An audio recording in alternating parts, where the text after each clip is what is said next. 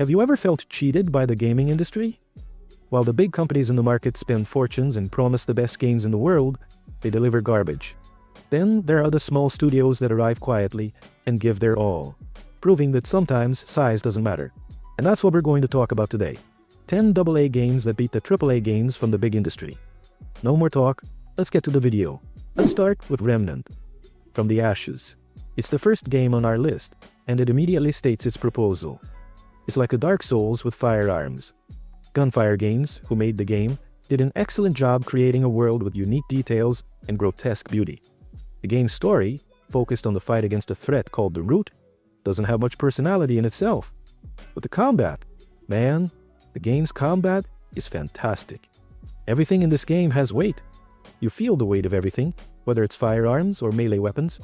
As I said, it's often referenced as a Dark Souls with guns. So you have a dodge system, stamina management, and so on. And when you get the rhythm, it's very satisfying, just like in From Software games. In this game, you don't have a defense button, so learning to dodge is fundamental. The game's progression is somewhat roguelike, with randomly generated maps and bosses that appear in different orders. This means that even after, say, 20 hours of playing for the first time, subsequent playthroughs will be different, you know? The game is very good, but one thing I think it lacks a bit is the loot system, because it's a bit bad, okay? It has few rare items and weapons.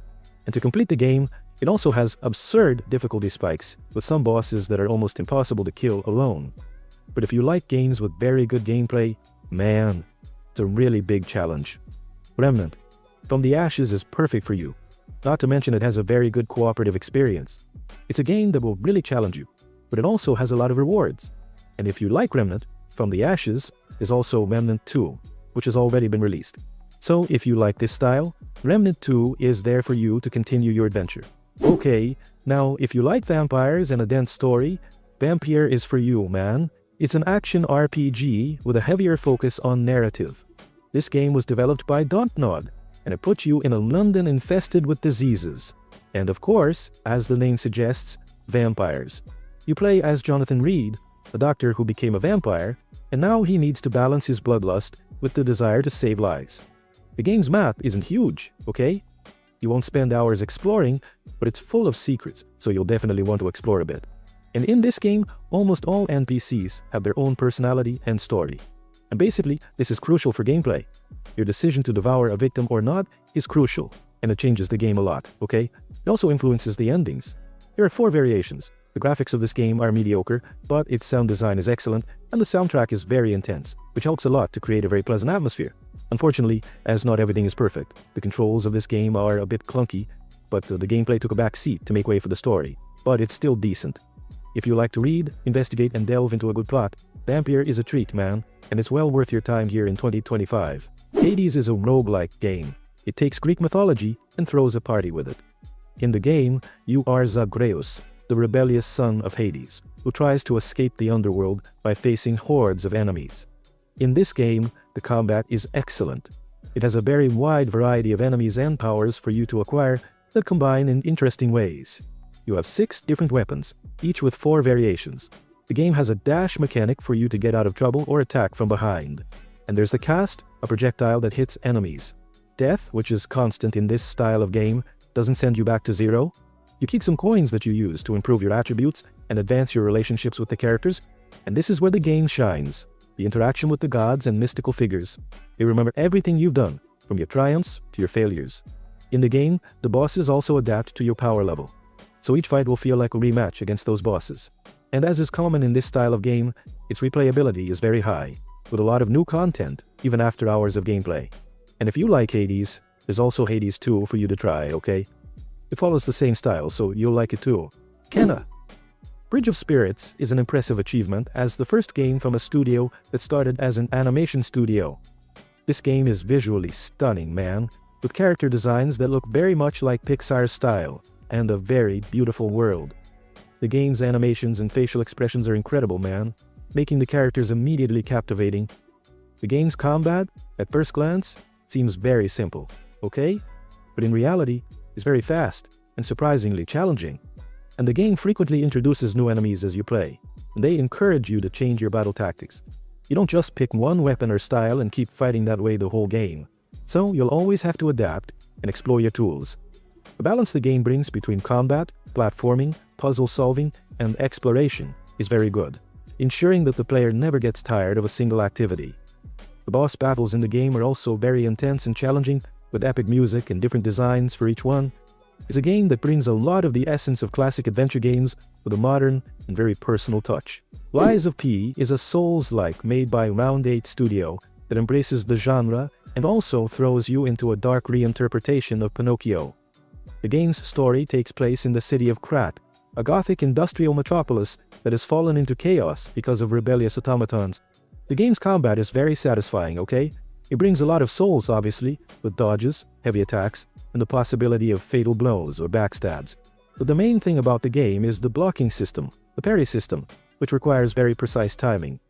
The game's progression involves spending ergo, which is the souls, so to speak, of Lies of P, and improving the mechanical heart, which is like a skill tree. The art direction of Krat is impressive. At times, it even strongly resembles Bloodborne. The game has a lot of enemy variety, but what really stands out are the bosses. Like every Souls game, the bosses in this game shine. Its story is also very interesting. As I said, it's a dark reimagining of Pinocchio's story, so it has a very good story during your gameplay. This is a very challenging, very difficult game, and in my opinion, it's not a good entry point for the Souls-like genre. If you've never played Souls, I wouldn't recommend starting with this, but if you're already a fan of games in this style, you might really like it. Greedfall is almost everything you can want in a great RPG or CRPG. Its combat is exciting, and the complex missions are excellent. Spiders, the game's developer, is very good, really great at world building, and the fantasy setting inspired by the Age of Discovery does not disappoint. One thing that stands out a lot in this game is the characters' attire. They are very detailed, and the voice acting of the main characters is of high quality. The game presents a morally complex and multi-layered story about colonization, religion, and politics, where it's difficult to divide the world into good and evil. The absence of a punitive morality system allows for interesting decisions based on the player's judgments. The game's tactical combat system is fun, fluid, and very challenging, being a monumental improvement over Spider's previous games. The exploration and adventures are very enjoyable, and the game fulfills the ambitious promises it makes. It's a game that will certainly please fans of classic RPGs. The Plague Tale, Innocence, and Requiem franchise stands out for its captivating and emotional narrative that follows the journey of Amicia and her brother Hugo in a dark and devastated medieval world. The game shines in character building, with the bond between the siblings being the center of the experience, evolving and deepening in a touching way. The visuals of this game are impressive. It has an art direction that creates atmospheric and detailed scenarios, from villages and ruins to mysterious forests, conveying a great sense of danger and beauty throughout your gameplay. Its gameplay mechanics combine stealth and puzzle solving in an intelligent way, using elements like light to ward off hordes of rats, which are a constant threat and a spectacular and terrifying visual element. The game's historical setting is also very rich, transporting the player to a historical period of plague and conflict with details that make the world incredibly immersive. The game's soundtrack is very engaging, very beautiful, and it contributes a lot to the gameplay atmosphere, intensifying moments of tension and drama. And the gameplay is very focused on survival and exploration of dangerous environments, and it's well built. It greatly rewards the player's cunning. The development of Hugo's powers and Amicia's abilities provides satisfying progression that allows you to face challenges in new and creative ways. Outer Wilds simulates the feeling of discovery authentically, placing narrative at the center of the experience. The story becomes a puzzle and a means of progress, making learning about these worlds essential. The game's exploration is the main point, and although unraveling the entire story is a challenge, the pieces fit together as you play and advance. The time loop mechanic, which divides the game into 22-minute adventures, shines by forcing the exploration of each world in parts, making a big task more accessible and offering the freedom to appreciate the scenery. The game's ambiguity provides great rewards, and understanding how each world works or solving a puzzle brings a genuine sense of discovery. Each of the 5 planets available in this game has sensational and unique visuals, man, with mechanical concepts that create very natural puzzles. And the time loop, as I said, is the most important for travel and puzzle solving because certain areas become accessible at specific times. Finding the right place at the right time leads to the best discoveries. And the planets have the ability to surprise even after the player thinks they've understood everything. The feeling in this game of always discovering something new overcomes all difficulties. Atomfall is an interesting game that tries to do many things with a free approach to the main quest and exploration. The game has 6 different endings, and the player has the freedom to decide how to achieve objectives, even being able to eliminate anyone in their path. The game's technical state is very good, and the difficulties are adjustable in a modular way, allowing you to customize aspects of combat, survival, and exploration. The game has a progression of skills through manuals and stimulants, and the player can choose between stealthy or direct approaches. The game has 4 main zones that house some factions you can interact with, and it's possible to ally with them to make the areas safe. The freedom the game brings to approach situations, whether stealthily or by confronting enemies directly, and to explore the main story, is what makes this game work very well. The experience of exploring the game world is very pleasant and satisfying, and the main story is also good and well told. It doesn't leave much to be desired. It's a very replayable game, especially for a first contact, and it's also available on Game Pass, so there's no reason not to try it. Now, speaking of the Game of the Year of 2025, Clair Obscure. Expedition 33 is a brilliant game, and the biggest surprise of the year. Developed by a small team of 32 people, it shows a lot of passion and competence from these professionals. The game's story is very intriguing and captivating from beginning to end, keeping you engaged from the very first hour. You're already hooked on the game, and you really want to see what's going to happen. Its story is very good. The visuals of this game are impressive. It has a photorealistic style with spectacular art in the design of characters, environments, and enemies. Everything is very well crafted. And the audio work in this game, my god, is impeccable, with spectacular voice acting, and the most beautiful soundtrack I've ever heard in a game in my life. It's really one of the most beautiful soundtracks. I spent days humming the Loomer song. This game's soundtrack is wonderful. The turn-based combat system in this game is the best turn-based combat system I've ever played. I can't say much because I've never played many turn-based games. I really started with this game because it involved me so much with this combat system. I never liked turn-based games, only Pokemon that I played occasionally, but when I played this game, it captivated me in the first few hours of gameplay. And both the story and the gameplay made me very engaged with this game, so it really managed to make a very good turn-based combat that people who don't really like this style will like the gameplay of this game. Obscure did a lot of very good things in this game. Its progression system is also impressive. You have enormous freedom to make builds, build your characters, combos, and the synergy of your party. It's really good. Another cool thing is that during the game, new mechanics are introduced.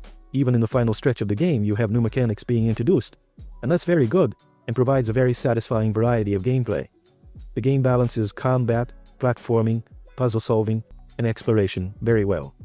And as I said, the highlight of this game is its story.